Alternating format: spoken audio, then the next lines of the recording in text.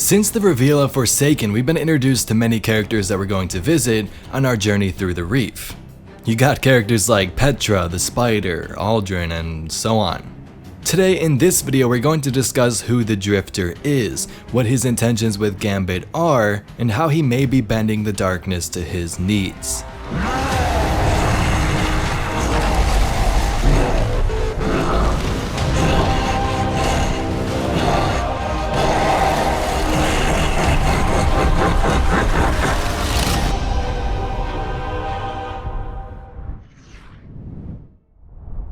Alright Guardians, welcome to the channel, hope you are well, and let's jump into today's video. So here is everything we know about the Drifter, and then we'll dive into theories and evidence like we always do. The Drifter is the NPC for the brand new game mode coming to the Destiny franchise called Gambit. Gambit is basically a combination of both PvP and PvE. So you're gonna jump in there, fight waves of enemies, collect their motes, and store them in a bank in your arena. At the same exact time, another team of Guardians is doing the same thing, undergoing the same process, collecting motes and banking them for themselves. Collecting these motes allows you to send over a blocker enemy to shut down the opposing team's bank and slow their progress. So once you get enough kills, collect enough motes, so 75 to be exact, you can summon a Prime Evil. So that's pretty much the prime goal, summon the Prime Evil on your side, invade the other team, mess them up with some PvP action, and then win yourself the round. So that's how the mode Gambit works, but the vendor behind it is the interesting part. This guy right here is the Drifter.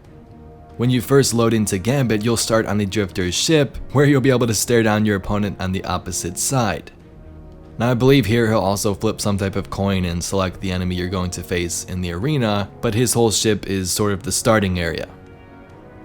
Pictures and clips of the Drifter ship can be seen during gameplay in the skybox, as well as in these press images provided by Bungie themselves. We can see his ship pulling asteroids around, or at least that's what it looks like. So why exactly is he doing this? I'm not sure. So this theory I want to take a look at comes from XXCooper93XX on Reddit, who has allowed me to read his post. I really do like this theory, there's a lot of good evidence here, and full credit goes to him, links are down below.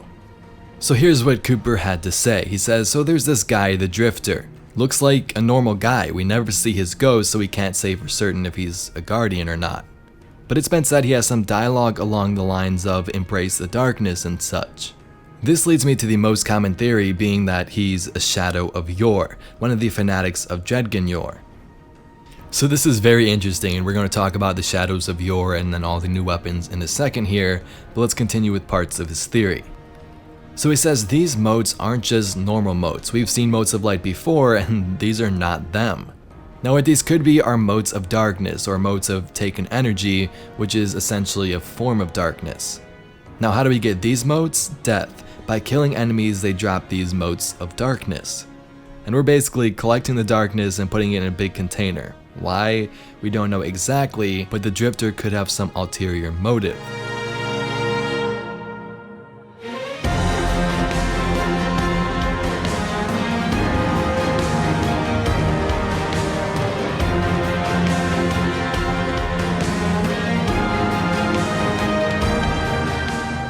Now the last part he talks about taken energy and why it's all being gathered here in these Gambit arenas and the mode.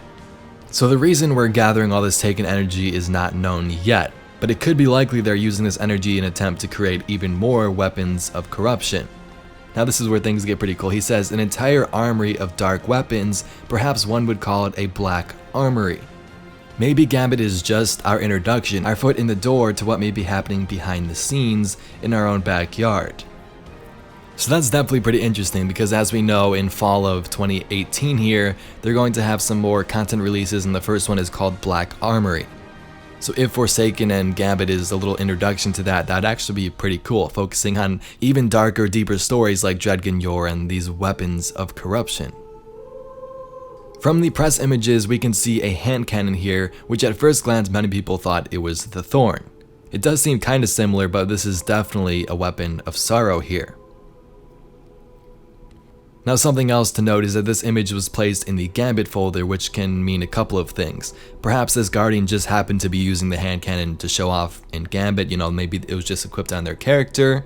Or this weapon may drop in the activity from the Drifter himself. As we know, he's like the vendor for it, maybe he sells these type of weapons, things like that. Now some other examples of weapons of sorrow would be things like the Thorn, Necrochasm, and then Touch of Malice. These were weapons that were basically infected or augmented by the Hive. Here's what the Necrochasm Grimoire card says about them. The weapons of sorrow are believed to be nothing more than a myth. But even the darkest myths are born of some truths, and the whispers of the Necrochasm have long filled the light with dread. It is said the Necrochasm was born in the twilight after Crota's sword first cracked the moon. That a Lost Guardian's weapon was altered by the Hive in an attempt to fuse their own dark understanding with humanity's mastery of war. The result was a weapon that could feed on its owner's aggression, reaching further when angry eyes drew focus, its hunger rising as it tore through bone and flesh. Any Guardian who comes across this weapon must ask very simple questions with endlessly complicated answers. Is your light bright enough to stand, even briefly, in full gaze of the Hive's abyss? Can it handle what has died and been reborn in those shadows? So that's pretty crazy. That card gives us, a little backstory behind these weapons of sorrow and how they were corrupted by the Hive. Here's another quote surrounding the Thorn, which I believe came from its exotic bounty from Destiny 1. The weapons of sorrow were born from forbidden use of the Hive's dark power. We thought them eradicated, but recent developments suggest one of these weapons may still exist in the Hive's summoning pits. The Shadows of Yor are a group of guardians who look up to the infamous Dredgen Yor. Don't know the exact way to pronounce that. I've heard Dredgen, I've heard Dredgen, but let's stick with Dredgen for now. Back when the name Guardians didn't really exist, there was a man by the name of Wraith Azir. He would protect humanity multiple times under the Traveler in this newly forming city and settlements. When more of these risen rose in the faction wars, he was right at their side. When the Fallen began to invade the city, he was there too. Humanity would soon learn of the good deeds done by this man to protect their species and now their home from outside threats. But one day Rezel decided to head to the moon after experiencing strange nightmares. On this trip he encountered several Hive beings and even took out an unnamed knight in the process.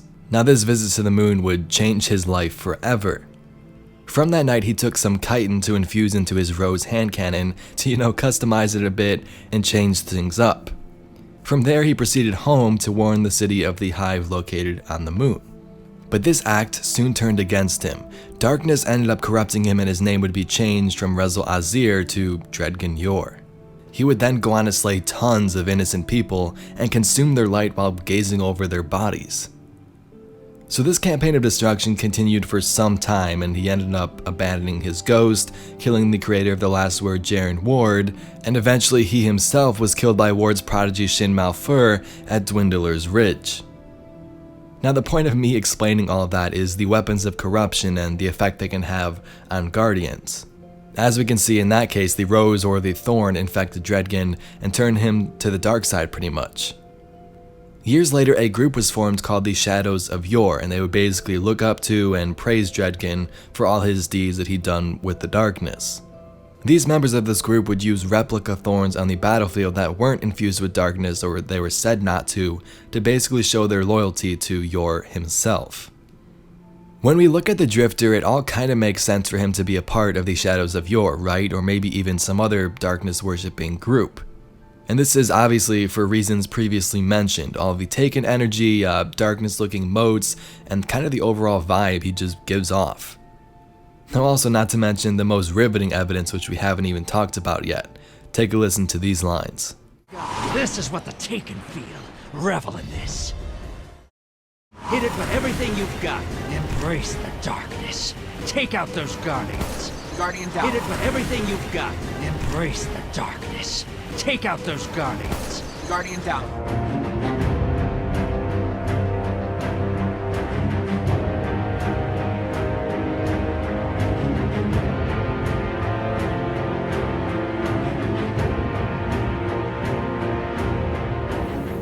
Ah, yes. The Awoken. Out there wavering between the light and the dark. A side should always be taken, little light. Even if it's the wrong side. So Guardians, that's all I got for today's video. Do you think the Drifter is a part of the Shadows of Yor and has interest in the darkness, or is he up to something else entirely? If you enjoyed, please be sure to give this video a thumbs up and subscribe for some more awesome Destiny 2 news and entertainment. My name's Evade, and I'll catch you Guardians in the next one.